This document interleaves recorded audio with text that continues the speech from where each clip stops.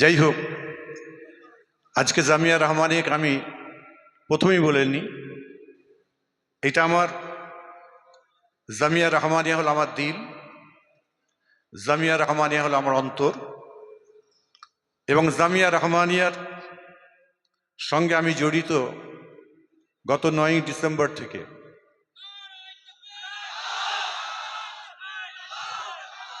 আমি জানি এই কথা শুনে অনেকের কষ্ট হবে। কষ্ট যতই হোক, আজকে জামিয়া রহমানিয়াকে বুকের মধ্যে যখন জড়িয়ে নিয়েছি, ইনশাআল্লাহ আমার মওত পর্যন্ত,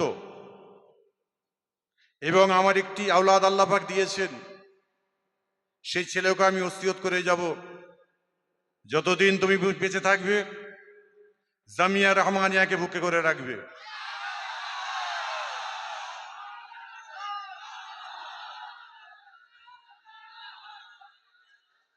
এবং আজকে যারা বসে আছেন, অল ইন্ডিয়া সুন্নতুল জামাতের ভাইরা এখানে যারা আছেন, যারা ভার্চুয়ালে দেখছেন, যারা লাইভে দেখছেন, এবং মুফতি সাহেব হুজুর এতক্ষণ সময় ধরে আমাদের এখানে ছিলেন, এবং আর একজন আমার খুব প্রিয় মানুষ, যার নামটা না বললে আমি বড় কষ্ট পাবো, জনাব হযরত মাওলানা মুফতি আব্দুল মতিন সাহেব। তিনি আমাদের কাছে নাই, নিঃসন্দেহ তিনি আমাদের সঙ্গে আছেন, লাইফে রয়েছেন। তানাকেও আমি আমার অন্তরের স্থল থেকে, এবং জামিয়া রহমানিয়ার যত মাদ্রাসা স্টাফ বন্ধুবিন্দু আছেন, উস্তাদরা আছেন, হুফাজে কেরামরা আছেন, সকলকে আমার অন্তরের স্থল থেকে, এবং যত ছাত্ররা রয়েছেন, দিকে দিকে আপনার যত মাদ্রাসা চলছে, সেই মাদ্রাসার ছাত্র এবং আপনার উস্তাদগণরা যারা আছেন, সকলকে আমি আমার অন্তরের স্থল থেকে ফুরফুরা দরবার শরীফ, বাইতুল মাল ওয়েলফেয়ার ট্রাস্ট এবং অল ইন্ডিয়া সুন্নতুল জামাতের তরফ থেকে, অল ইন্ডিয়া সুন্নতুল জামাতের তরফ থেকে সকলকে মোবারকবাদ জানাচ্ছি। সবাই জোরে বলুন আলহামদুলিল্লাহ। এই জায়গায় বলার কিছু নাই। আজকে এখানে লাইভ হচ্ছে, আপনারা প্রত্যেকে দেখতে পাচ্ছেন। প্রথমে একটা কথা আমি ভেঙে নিই। অনেকে বলছেন, ভাবছেন যে পীরজাদা পীর সাহেব সাইম সিদ্দিকীকে নিয়ে এইখানে বসে আছে 2 ঘন্টা ধরে, 2 ঘন্টা ধরে তিনি বসে আছেন, 2.5 ঘন্টা ধরে বসে আছেন, তিনি বসে আছেন, জামিয়া রহমানিয়ার কাজ চলছে। আমি প্রথমেই ভেঙে দিতে চাই, যারা তোমরা আজকে এই সমালোচনা করা শুরু করেছো, তাদের দৃষ্টি আমি আকর্ষণ করে দিয়ে যাই, জামিয়া রহমানিয়া যতদিন বেঁচে আছে, বেঁচে থাকবে, আমার মতো সাইম সিদ্দিকী ততদিন এরকম দণ্ডায়মান হয়ে থাকবে এখানে। নারে তাকবীর। হযরত মাওলানা শাহিবউদ্দিন সিদ্দিকী সাহেব হুজুর সিলসিলায়ে মুজাদ্দিদিস জামান, নারে তাকবীর। আমার নবী, আপনার নবী, দয়ার নবী হুজুর আকরাম সাল্লাল্লাহু আলাইহি সাল্লামের নাম আমরা শুনেছি। হুজুর আকরাম সাল্লাল্লাহু আলাইহি সাল্লাম তিনি আমাদের নবী, শেষ নবী, আখেরি নবী। আমরা প্রত্যেকে আমার রাসূল পাকের ঘটনা আমরা প্রত্যেকে জানি। আমার নবী, আপনার নবী, দয়ার নবী হুজুর আকরাম সাল্লাল্লাহু আলাইহি সাল্লাম যখন তায়েফের ময়দানে গিয়েছিলেন, ইসলাম প্রচার করতে গিয়েছিলেন, তায়েফের মানুষরা বলেছিল, এই বেটা তোমার নাম কি? বলেছিল, আমার নাম মুহাম্মদ ইবনে আব্দুল্লাহ। আব্দুল্লাহর বেটা মুহাম্মদ। বলে, তোমার বাপ তো নাই দুনিয়ায়, তোমার দুনিয়ায় বাপ নাই, তোমার দুনিয়ায় মা নাই, তুমি কি করতে এসেছো? আমার উপরে নবুয়ত এসে আমি ইসলাম প্রচার করতে এসেছি। সেই সময় বলেছিল, না, তোমার কি টাকা আছে, তোমার কি পয়সা আছে, তোমার কিচ্ছু নেই, তোমার হাত ধরে আমরা ঈমান নাই আসবো না। তায়েফের ময়দানের মানুষকে আমার হুজুর, আমার রাসূল পাক সাল্লাল্লাহু আলাইহি ওয়াসাল্লাম তিনি বোঝাবার চেষ্টা করেছিলেন, তারা বোঝেনি। তারা এমন সময় আমার নবী, আপনার নবী, দয়ার নবী হুজুর আকরাম সাল্লাল্লাহু আলাইহি ওয়াসাল্লাম তিনি যখন আপনার কি বলে সেখান থেকে যখন চলে আসছেন, তায়েফের বাচ্চা ছেলেগুলো, বড়গুলো, আপনার কি বাচ্চা ছেলেগুলো আমার নবী, আপনার নবী, দয়ার নবী হুজুর আকরাম সাল্লাল্লাহু আলাইহি ওয়াসাল্লামকে পাথর মেরেছিলেন। পাথর মেরে রক্ত খনন হচ্ছিল। রক্ত খনন অবস্থাতে আল্লাহর নবী, আল্লাহর হাবিব বেহুশ অবস্থায় পড়ে গেছে। এমন সময় আল্লাহর মালাইকা ফের আল্লাহ পাক পরওয়ারদিগার বেনিয়াজ ওহী নাযিল করে বলেছিল, এই মুহাম্মদ ইবনে আব্দুল্লাহ, ওদের জন্য তুমি বদদুয়া করে দাও। আমার নবী, আপনার নবী, দয়ার নবী হুজুর আকরাম সাল্লাল্লাহু আলাইহি ওয়াসাল্লাম তিনি বদদুয়া করেননি, তাদের জন্য দোয়া করেছিলেন। আজকে আমার রাসূলের আদর্শ আমাদের কাছে আছে। আমরা চোর নই, আমরা ডাকাত নই, আমরা মানুষকে ভালোবাসি। মানুষকে কাছে টানার জন্য আমার রাসূল পাক সাল্লাল্লাহু আলাইহি ওয়াসাল্লাম ইসলামের দাওয়াত দিয়ে গেছিলেন। সেই ইসলামের দাওয়াত সাহাবা হুজুরা দিয়ে গেছেন, তাবেঈনরা দিয়ে গেছেন, আহমদে মুস্তাহিদিনরা দিয়ে গেছেন, আপনার কি বল পীর মাশায়েখ বুজুর্গানে দিনরা দিয়ে গেছেন, আমার ফুরফুরা পীর মুজাদ্দিদ জামান দিয়ে গেছেন, বসিরহাটে আল্লামা রুহুল আমিন সাহেব হুজুর দিয়ে গেছেন, দরগাপুরি হুজুর সাহেব দিয়ে গেছেন, পানিগোবরা হাফেজ সাহেব হুজুর দিয়ে গেছেন, চরবত বড় আপনার কেউ ডক্টর শহীদুল্লাহ সাহেব সেই খেদমত করে গেছেন। সেই খেদমত আমরা করি, আল্লাহ পাক আমাদের করাই।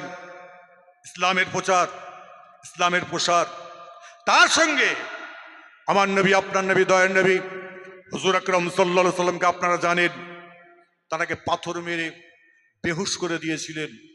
আমার রাসূল পাক সাল্লাল্লাহু আলাইহি সাল্লাম বেহুশ অবস্থায় উঠে এমন সময় বলেছিলেন, এই সাহাবা, একজন সাহাবা দাঁড়িয়েছিলেন, তাকে বলেছিল, বাবা তোমার এখন কোন সময়? বলেছিল আসরের নামাজের টাইম হয়ে গেছে হুজুর। বললেন একটু পানি নিয়ে এসো। আমার নবী, আপনার নবী, দয়ার নবী ওই অবস্থাতে তিনি নামাজ আদায় করেছিলেন। তিনি নামাজ আদায় করলেন। আজকে জামিয়া রহমানিয়াতে যে সকল ভাইয়েরা আমার এসেছেন, আপনি আমাকে খারাপ দেবেন না, যতই খারাপ নেন আমাকে এটা বলতেই হবে। আমার রাসূল পাক সাল্লাল্লাহু আলাইহি সাল্লাম যখন তাইফের ময়দানে আপনার বেহুশ হয়ে যাচ্ছে, যখন হুঁশ আসছে, তখন জিজ্ঞাসা করছে বারবার, কোন টাইম, কোন টাইম? আসরের নামাজের টাইমে আসরের নামাজ আদায় করেছিলেন। আজকে জামিয়া রহমানিয়াতে যারা বসে আছেন, নিজের হাতে নয় বুকে হাত দিয়ে নিজেরা প্রতিষ্ঠিত হয়ে কেন থেকে যান না, জীবনে কোনোদিন আর নামাজ ছাড়বো না। এক নম্বর। দ্বিতীয় নম্বর, আমার রাসূল পাক সাল্লাল্লাহু আলাইহি সাল্লামকে তাইফের ময়দানের মানুষ মেরেছিলেন, পাথর মেরেছিলেন। আপনাদের দোয়াই, আমার বাবা আব্বা মায়ের দোয়াই আমি দুবার হজ করেছি, আমি অনেকবার ওমরা করেছি। আমি গত কয়েক বছর আগের কথা বলছি, তাইফে গেছি। এখনো পর্যন্ত যারা হাজি সাহেবরা তাইফে যায় জিজ্ঞাসা করবেন, এখনো পর্যন্ত তাইফের বাচ্চা ছেলেগুলো ওই বাসগুলো গেলে এখনো পর্যন্ত ঢিলা মারে। আমি জিজ্ঞাসা করেছিলাম কি ব্যাপার। আমার বাসে যে গাইড ছিল, সে গাইডকে আমি জিজ্ঞাসা করলাম, এটা ঢিল মারছে কেন বাচ্চা ছেলেগুলো? বললো, হাজি সাহেব শুনিয়ে। বলে क्या बात है? বলে শুনুন, রাসূল পাক সাল্লাল্লাহু আলাইহি ওয়াসাল্লামের যুগে যারা ছিল, তারা যে পাথর মেরেছিল, এখনো ওদের সেই চরিত্র হয়ে রয়ে গেছে। এখনো পর্যন্ত ওরা পাথর কিন্তু মারে,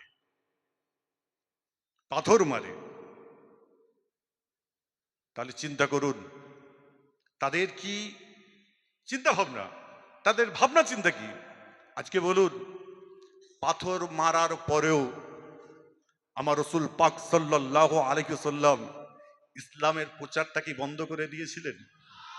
জোরে বলবেন কিন্তু। একটি মানুষের মুখ না বন্ধ থাকে, উচ্চ আওয়াজে বলেন। আমার রাসূল পাকের মুখ বন্ধ ছিল ইমানের দাওয়াত দেওয়ার জন্য, কালেমার দাওয়াত দেওয়ার জন্য। আমার রাসূল পাক সাল্লাল্লাহু আলাইহি ওয়াসাল্লাম কি আপনার কি বলে কষ্ট করার পরেও তিনি ইসলামের দাওয়াত দিতে ভুলে গিয়েছিলেন? আজকে এখানে যে বসে আছি, 100% আমরা ফুরফুরা পীর আবু বকর সিদ্দিক রাহমাতুল্লাহ আলাইহির নীতি আদর্শের মানুষ। এবং তিনি যে নীতি আমাদের কাছে রেখে গেছে, আপনার দাদুর কাছে, বাপের কাছে যে নীতি রেখে গেছে, সেই নীতি অনুযায়ী আজও পর্যন্ত আমরা চলাফেরা করছি, ইনশাল্লাহ করব, মাথায় রাখবেন। তৃতীয় নম্বর কথা, আমি সময় সংক্ষিপ্ত, আমি ছোট ছোট করে খালি বলে যাচ্ছি। আজকে আমি এই জায়গায় এসেছিলাম কেন? আজকে বাংলার মানুষকে জানিয়ে দিতে চাই, অন ক্যামেরাটা জানিয়ে দিতে চাই, আমাদের কেন্দ্র সরকার আমাদের ঘরে অ্যাটাক করার চিন্তা করেছেন। কি অ্যাটাক? ওয়াকাফ স্টেটকে কেন্দ্র সরকার হাতে নেবে। যে ওয়াকাফের স্টেট আপনার আমার দাদা, আপনার আমার বাপ, আপনার আমার মুরব্বীরা রেখে গেছেন মসজিদের জন্য, মাদ্রাসার জন্য, মক্তবের জন্য, কর্মস্থানের জন্য, সেটাকে আজকে কেন্দ্র সরকার আজকে নিতে যাচ্ছে। তারই জন্য আমাদের ওয়াকাফের স্টেটের প্রথমে যে মিটিংটা হয়েছিল আপনার মুসলিম পার্সোনাল ল বোর্ডের এবং যত ওলামারা ছিলেন তার মধ্যে থেকে অল ইন্ডিয়া সুন্নতুল জামাত থেকে আমাদের মুফতি আব্দুল কাইম সাহেব হুজুর, আব্দুল মতিন সাহেব হুজুর থেকে শুরু করে আমি প্রত্যেকে দেখেছিলাম। ওই সময় আমি দেখে আমার অন্তরটা ভরে গিয়েছিল, আমার মনটা ভরে গিয়েছিল যে আজকে ওয়াকাফ স্টেট নিয়ে ফুরফুরার কিছু পীরজাদা আছেন, পীর সাহেবরা রয়েছেন, সেখানে এইরকম আলেম গুণী আলেম গুণীজনরা রয়েছেন, আলেম ওলামা রয়েছেন। যদি আজকে সত্যিকারে অরিজিনাল যদি আজকে আমি সাইম সিদ্দিকী যদি আজকে আমি হাতটা যদি বাড়িয়ে দিই, যদি হাজারো লোকের হাত যদি ধরতে পারি, আজকে ওয়াকাফের স্টেটটাকে আমরা ইনশাল্লাহ বাঁচাতে পারবো। এই কারণের জন্য আমি মুফতি সাহেবের নাম ধরে, আপনার কি বলে মতিন ভাইয়ের নাম ধরে আমি পরিষ্কার বলেছিলাম, তারা যদি আমার সঙ্গে প্রোগ্রাম করতে চায় আমি একমত।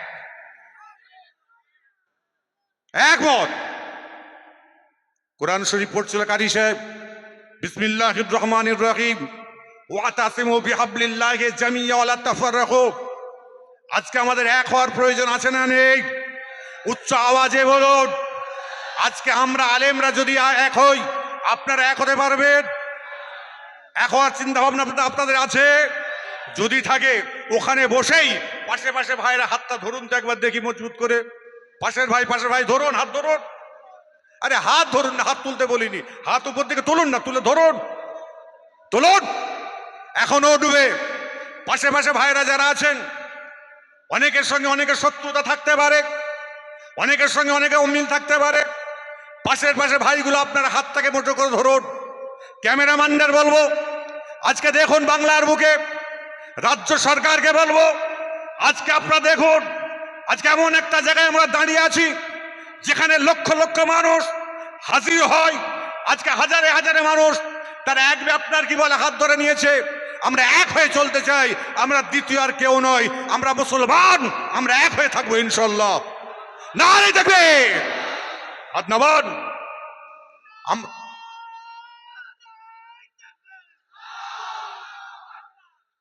খবরদার এগুলোকে মাথায় রাখবেন। এবং বিশেষ করে এই ওয়াকাফের স্টেট নিয়ে আমরা যদি আবার যদি ডাক দিই, আপনারা আমাদের পাশে আসবেন না? আসবেন না? জোরে বলুন, উচ্চ আওয়াজে বলুন, গলা হাঁকিয়ে চিৎকার করে বলেন। এই আওয়াজ যেন আমাদের কেন্দ্র সরকারের কাছে চলে যাক। একটা এমন একজন সরকার, সে আমাদের ঘরে আজকে আমাদের গরিবের আপনার হকগুলোকে মারার জন্য হই হই করছে। তারই জন্য আমি রাজ্য সরকারের কাছে আমার বার্তা একটাই থাকবে, আমাদের ঘরে শান্ত শৃঙ্খলা থাকতে দিন। নচেত কিন্তু আমরা একটা প্ল্যাটফর্মে আমরা দাঁড়িয়ে গেছি, আমাদের আর দ্বিতীয় কোনো প্ল্যাটফর্ম নেই। লক্ষ লক্ষ মানুষ আমরা এক জায়গায় দাঁড়িয়ে প্রতিবাদ করার জন্য আমরা কিন্তু আছি।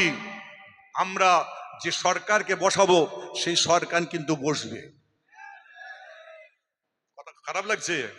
কথা খারাপ লাগছে। অনেকে বলবে যে জেকেরের মজলিসে গিয়ে উনি রাজনীতির কথা বলেছেন। এই বাপের বেটা, তোমাদের আমি বাইক চালাই না, ভাই চ্যালেঞ্জ, সামনে কথা বল। শাহিম সিদ্দিকীর সামনে কথা বল। সবাই দেখি তো আপনার কি বলে মলি সাহেবগুলো, কারি সাহেব এখনই আমাকে বলছিলেন, উনি এখানে হিন্দিতে বলছিলেন যে শাহিম সিদ্দিকী হুজুরের কাছ থেকে কোনোদিন আমি কোনো আলেমদের আপনার সমালোচনা শুনিনি। শুনে রেখে দিন, আমি সমালোচনা করি না, আমি পর্যালোচনা করি। হে আলেম, তোমাদের দৃষ্টি আকর্ষণ করি, তোমাদের ভিতরে কতটুকু ইলমে জাহেরি ইলমে বাতিনি আছে আমি জানি না। বলে ইলমান আলেমান, মুখে মাইকে আর ফেসবুকে দুটো কথা বললে বড় আলেম হওয়া যায় না। ভিতরে ইলম তৈরি করো। আর ইলম যদি থাকে, কেউ কারোর সমালোচনা করবে না, করতে দেবে না। কথা বল। চ্যাংড়া ফোচকে কিছু আলেম তার আজকে হই হই হই হই বলছে 12ই জানুয়ারি জিকিরের মজলিস হবে, ঐতিহাসিক জিকিরের মজলিস। ওরে পাগল, মুজাদ্দিদ জামান পীর আবু বকর সিদ্দিক রহমাতুল্লাহ আলাইহি তিনি বেশি করে বলে গেছে, তোরা আলেম হয়েছিস, তোরা আপনার কি ইলমে বাতিনি অর্জন কর, নচেত তোরা জান্নাত পাবি না। সে দাদা হুজুরের বাড়ি বেটা হও, আর আল্লামা রুহুল আমিন সাহেব হুজুরের বেটা হও, আর মুফতি সাহেবের বেটা হও, কেউ পাবে না তোমরা জান্নাত। ভাই কথা ভুল হচ্ছে? যদি ভুল হয় একদম বলে দিলাম, খামোশ, বাংলার আলেমদের খামোশ করে দিলাম। এরপরে যদি কোনো আওয়াজ যদি তোমাদের ওঠে, তোমাদের সাঁকি কেটে নেওয়া হবে। শূন্য গোয়ালের থেকে, দুষ্টু গরুর থেকে শূন্য গোয়াল রাখা অনেক ভালো না? ওই আপনার দুষ্টু গরুর দিকে একদম তাকাবেন না। আপনারা যদি কোনোদিন তাকিয়ে যদি তাদের ঘরে দাওয়াত করে নিয়ে গেছেন, আমি সাইমদ্দিদ সিদ্দিক আমি সেদিন বুঝে নেবো আপনাদের কাছে। কেন? আপনার দাদা হুজুরকে ভালোবাসেন তো? এই জোরে বলো। যদি দাদা হুজুরকে ভালোবাসো, তাহলে ওই দুষ্টু গরুগুলোকে এনে পরিবেশ নষ্ট করবেন না, খবরদার। একদম পরিবেশ নষ্ট করবেন না।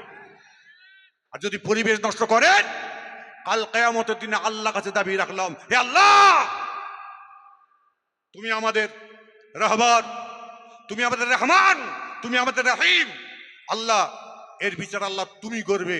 আল্লাহ, যারা আজকে আমাদের আজকের পর থেকে যারা আমার নামে নয়, এই জামিয়া রহমানিয়ার নামে নয়, মুফতি সাহেব হুজুরের নামে নয়, যে কোনো ব্যাপারে কে যদি সমালোচনা করেছো, আল্লাহর কাছে বিচার দিলাম, খোদা তোমার বিচার অবশ্যই করবে।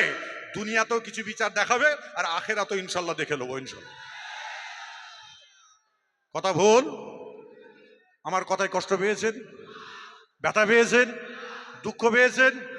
খবরদার দুঃখ নেবেন না, কষ্ট নেবেন না। আবেগের জন্য দুটো কথাবার্তা বললাম। অনেকে মনে মনে ভাববে কি চলছে, এটা কি চলছে? এটা কিছুই চলেনি, এটা একটা প্রস্তুতি মিটিং।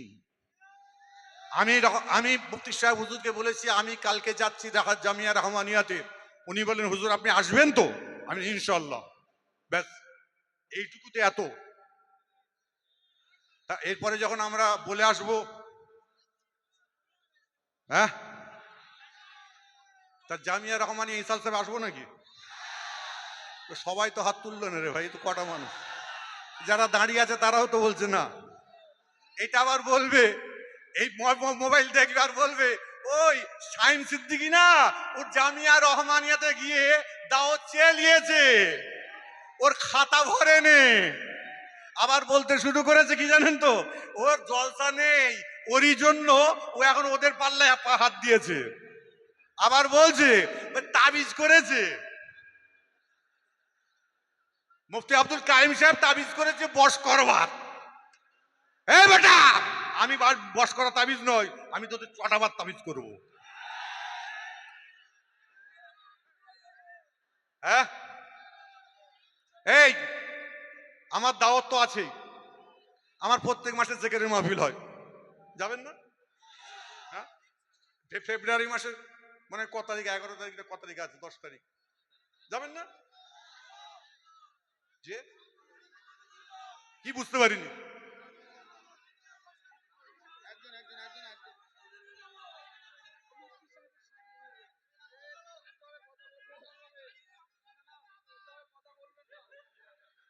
আওয়াজ বন্ধ করুন। এই এই শোনো, করো, আমি তোমাদের দাওয়াত দিয়েছি, তোমরা যাবে তো? ব্যাস ছেড়ে দাও, তারপর দেখে নিচ্ছি।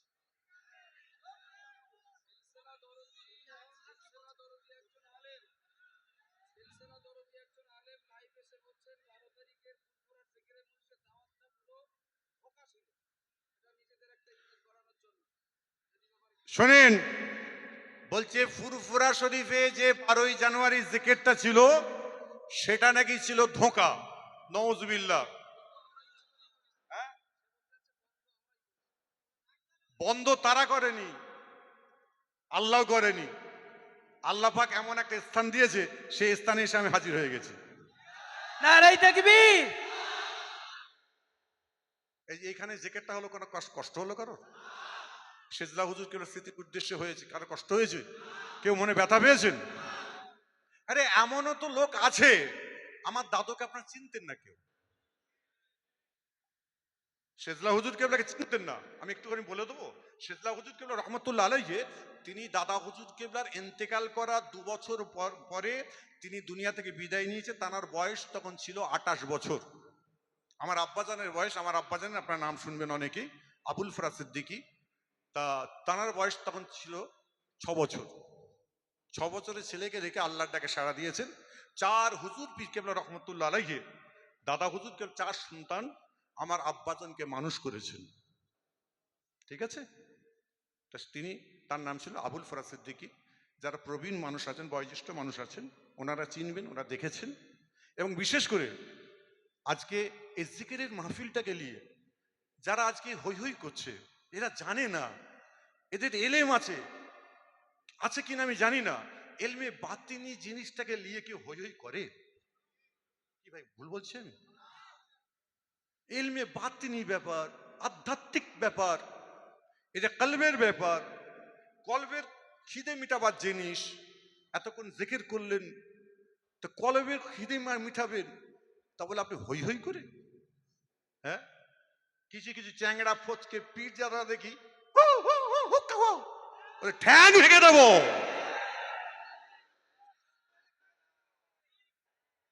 ঠ্যাং ভেঙে দেবো।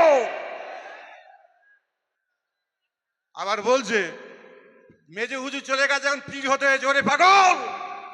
আল্লাহ পাক বড় হুজুর কেবলা রহমতুল্লাহ আলাইহি মেজর সাহেবজাদা, তিনি তো তাকে পীর করেই দিয়ে গেছেন আল্লামা মুফতি আপনাকে কাইম সাহেব হুজুরকে।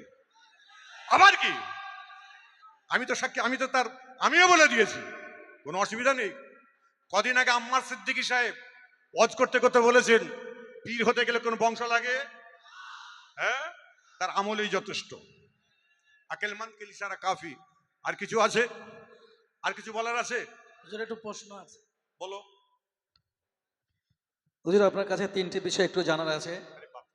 1 নম্বর হচ্ছে, অনেকেই বলেন অল ইন্ডিয়া সুন্নাতুল জামাতের ওলামায়ে কেরাম ও সমর্থকগণ ফুরফুরা শরীফের পীরজাদা হুজুরগণের প্রতি কোনো সম্মান প্রদর্শন করেন না। আপনি আমাদের জামিয়া খাদিজা ও বঙ্গনের কয়েকবার এসেছেন, এখন এই বিষয়ে আপনি কি বলবেন? মাশাআল্লাহ, আমি প্রথম দিনে টাইম দিয়েছিলাম সকাল 7টা, তাই তো? আমি 7:25 আপনার এখানে ঢুকেছিলাম। 7:30 হবে, 7:30 দিকে ঢুকেছিলাম না?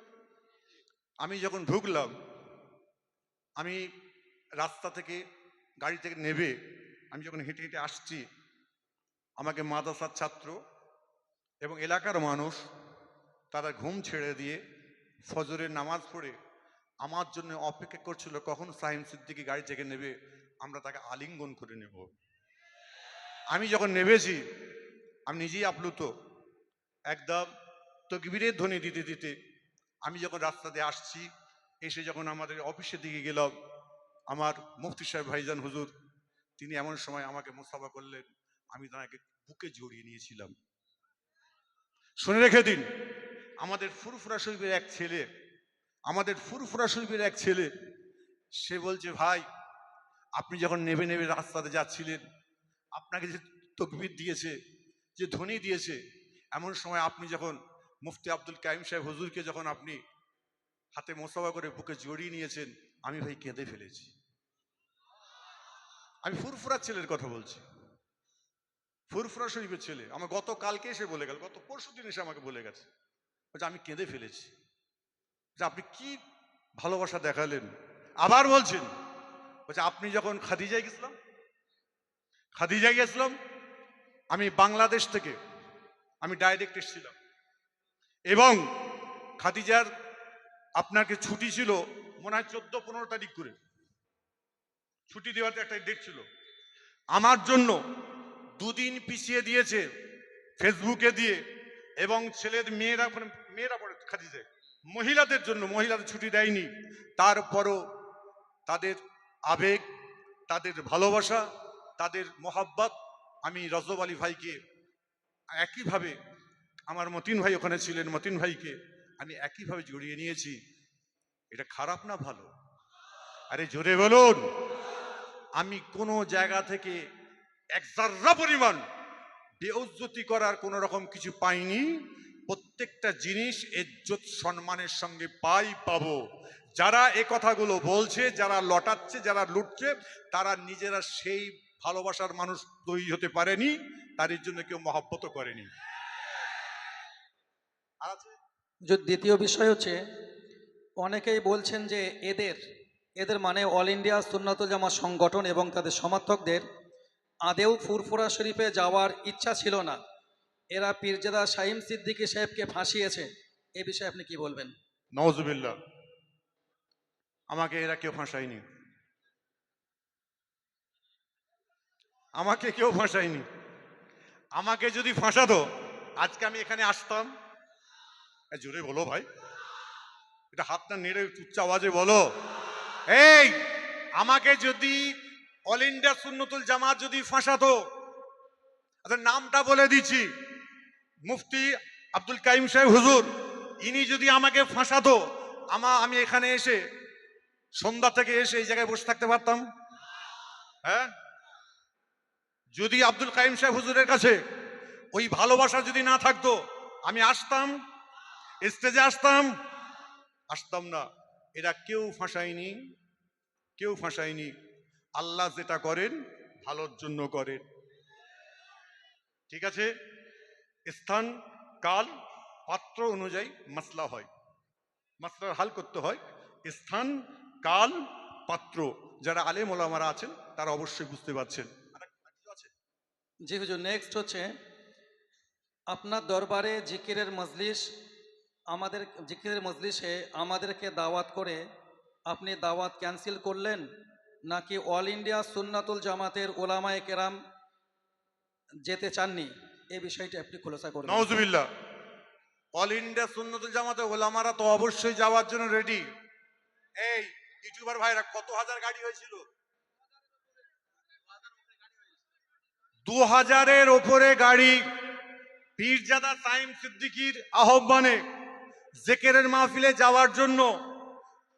হ্যাঁ, 3400 3400 গাড়ি যাওয়ার জন্য রেডি। 2 পরগনা, উত্তর 24 পরগনা, দক্ষিণ 24 পরগনা থেকে 3400 গাড়ি যাওয়ার জন্য রেডি। এবং আমি প্রশাসনকে আমি জানিয়ে দিয়েছিলাম যে আমার জিকিরের মাহফিলে বহু মানুষ এবারে আসছেন, মানুষের ঢল নেমেছে, মানুষের ঢল নামবে।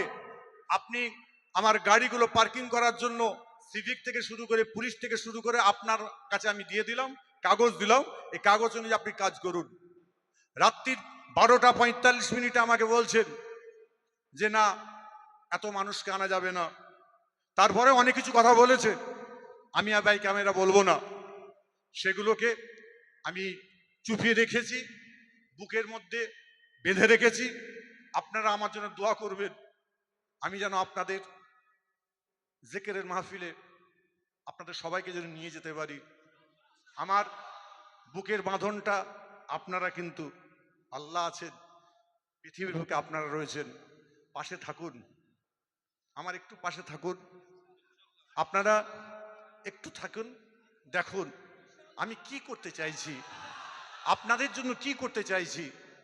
ইনশাল্লাহ আপনারা যদি আমার পাশে থাকেন এবং আপনারা যেখানে আমাকে ডাকবেন, আমার মুফতি সাহেব ভাই যেখানে ডাকবেন, এবং অল ইন্ডিয়া সুন্নতুল জামাত যেখানে ডাকবে, বঙ্গনূর পত্রিকা যেখানে ডাকবে, আমি শাহিম সিদ্দিকী আমার কাজ থাকলেও আমি 2 মিনিট না 10 মিনিটের জন্য হাজির হব ইনশাল্লাহ। আপনারা মন থেকে, অন্তর থেকে ফুরফুরা শরীফকে মেনে চলেন, মেনে চলবেন। কারোর কথাতে, কারোর এতে আপনারা খবরদার হাত নাড়বেন না, ঘোরাঘুরি করবেন না। এখন হয়ে গেছে কি জানেন তো, ইউটিউবার হয়ে গেছে। ইউটিউবার বললেই মনে করছে আমরা সবাই জেনে গেল, কিটা বলে ফেললাম, যে কতটা ক্ষতি হচ্ছে মুজাদ্দের জামান দাদা হুজুর কেবলা রহমতুল্লাহ আলাইহির সিলসিলার, সেটা তো কেউ জানে না। এখানে তবলিগরা, আমরা তবলিগ করি, আমার দাদা হুজুর বিরোধী তারা নয়। দেওবন্দিরা দাদা হুজুর 5 হুজুরের বিরোধী নয়।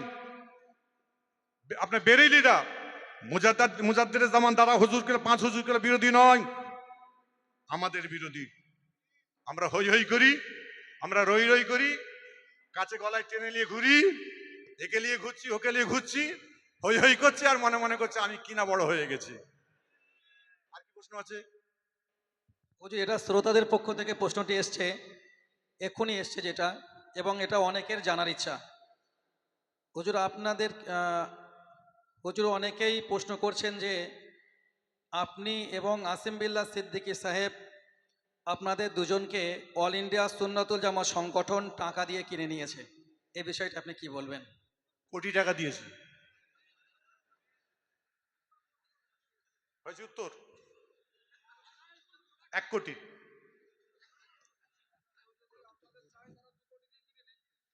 হ্যাঁ,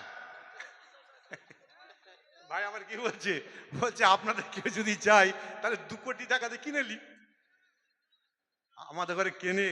আসিম বিল্লাহ ভাইকে নাকি বলেছিল নাকি কাইম সাহেব হুজুর নাকি বস করার তাবিজ করেছে। হ্যাঁ, কি ভর করেছে?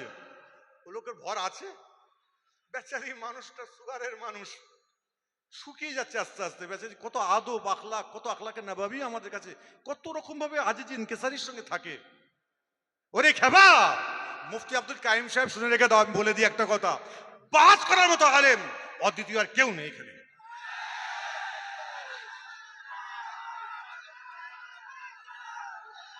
সারা উত্তর 24 পরগনা, দক্ষিণ 24 পরগনা এবং আপনার হুগলি হাওড়াতে এইরকম মোবাহিস আলেম অদ্বিতীয় দুটো নেই বলে দিলাম আপনাদের।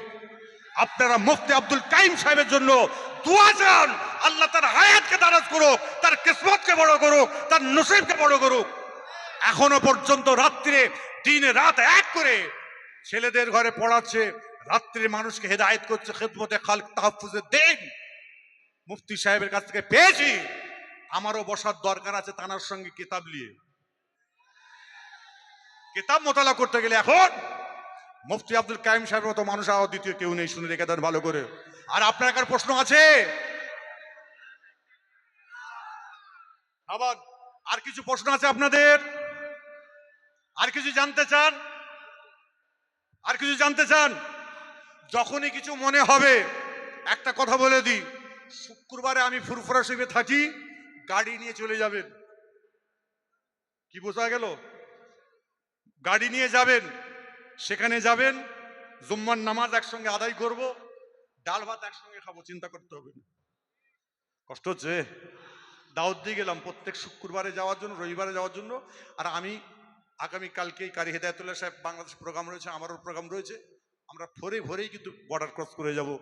4 দিনের প্রোগ্রামে যাব। 16 তারিখে আমি আসবো আপনার কি বলে কাটিহাট, ঘোড়ায় কি হেরা মিশন কি আছে, আল হেরা মিশন, ওখানে আমি আপনার 16-17 তারিখে এসে আমি প্রোগ্রাম করবো ইনশাল্লাহ।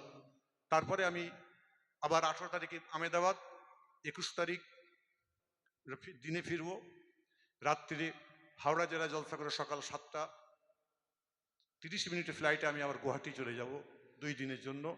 এইরকম থাকবো। যদি কারোর আমার সঙ্গে যোগাযোগ করতে মন চাই, আপনার নাম্বার তো সকলে জানেন, আর হোয়াটসঅ্যাপের নম্বরে আমি বাংলাদেশে আমাকে পাবেন, কোনো রকম কোনো অসুবিধা নেই।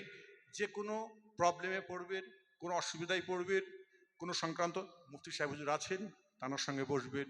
এবং মুফতি সাহেব হুজুর যদি আমাকে মনে করেন যে শামীম ভাইকে এখানে দরকার আছে, প্রয়োজন আছে, অবশ্যই বলবে, আমি অবশ্যই যাব, আসবো।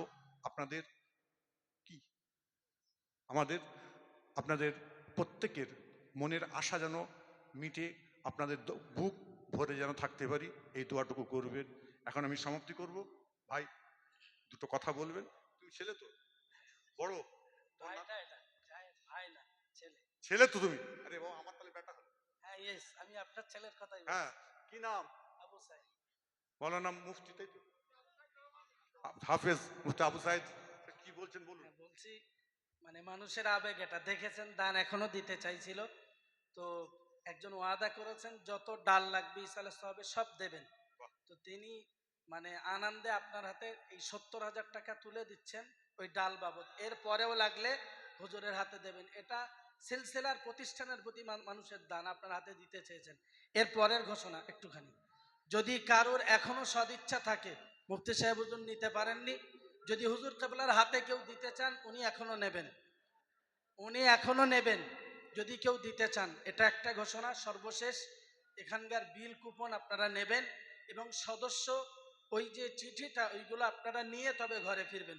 যদি হুজুর কেবলার হাতে কেউ এখনো দিতে চান উনি নেবেন, এটা আপনাদের কাছে ঘোষণা রইল।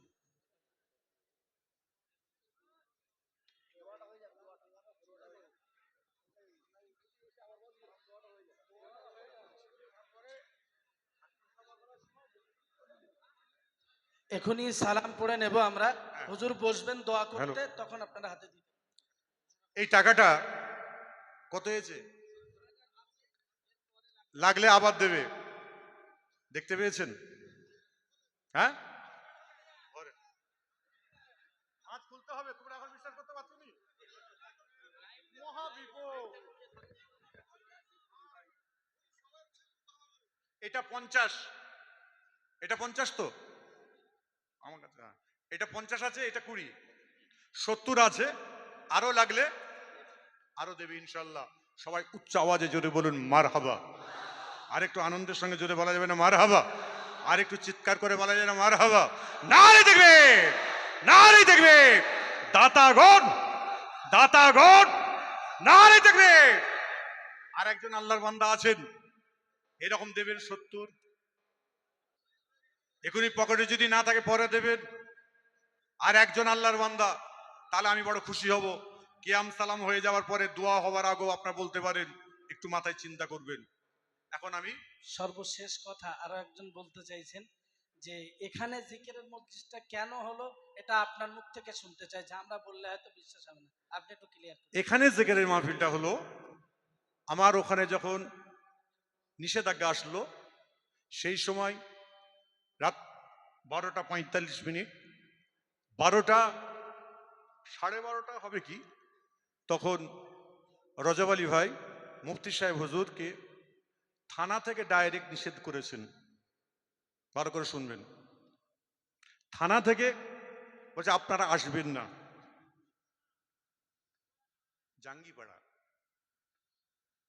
জাঙ্গিপাড়া থানা, আমাদের থানা, বোঝা গেছে?